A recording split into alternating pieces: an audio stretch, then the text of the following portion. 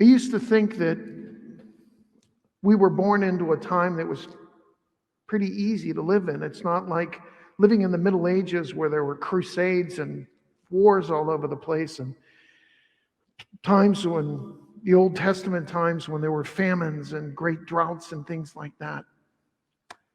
Growing up, not much happened. We didn't live through the Great Depression. Well, most of us.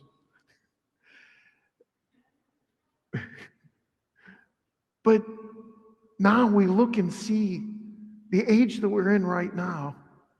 It's unlike any age that our parents or our grandparents lived through. As a matter of fact, they used to categorize people as millennials or Generation X. I think this generation one day will be known as Generation C for Corona. To think about what we're living through. Who would have ever imagined 18 months ago that half the world would be wearing masks everywhere you go? Who would have imagined that you couldn't go out and sit down and have a dinner with your friends and give a hug to a person that you haven't seen since high school? But we're living in a time that's fraught with peril. Who would have imagined that all of the uprisings would have happened with all of the issue of racism? We thought that we had done away with that, but obviously it's not. There's a lot of people still hurting. It's a time of great turmoil, but whenever there's a time of great turmoil, there's also great opportunity for Christians. Today we celebrate the first martyrs, the proto-martyrs of the Rome. They lived around the time of the 60s, maybe 30 years after the death of Christ. Some of the apostles were still alive. Certainly St. John, the beloved disciple, only died when I think he was 80.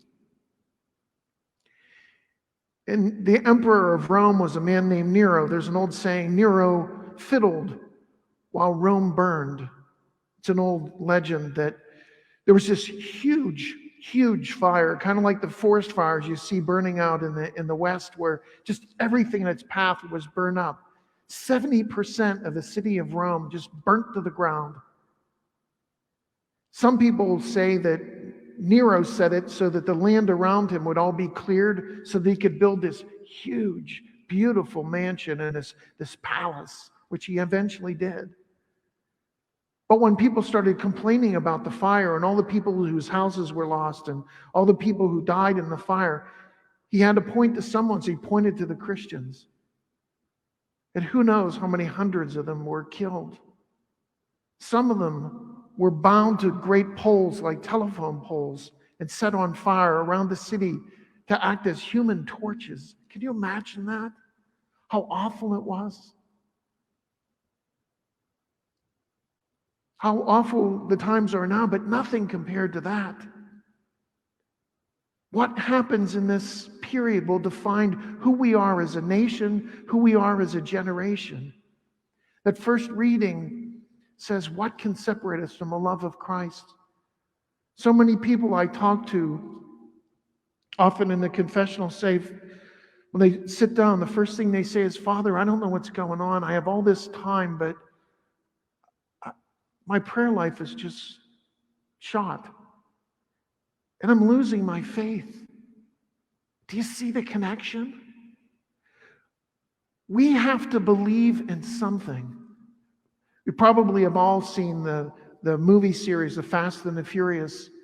The one guy who, Vince, who is the alpha male in the group, he operates by one principle: family.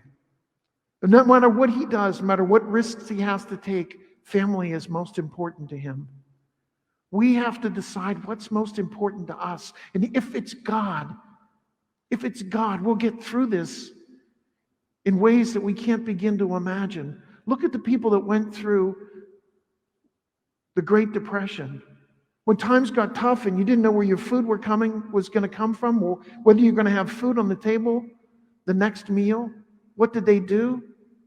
They invited strangers in and put a little extra water in the soup to make it last, because they knew that as hungry as I might be, my next door neighbor's even hungrier. And those people grew so strong so strong in their faith and so strong in their love for one another and in their generosity. And then they lived through World War II, and those guys that came out of that, they were called the greatest generation because they fought for what was right. They fought for truth and freedom and the rights of all the people, the rights that were trying to be trampled on.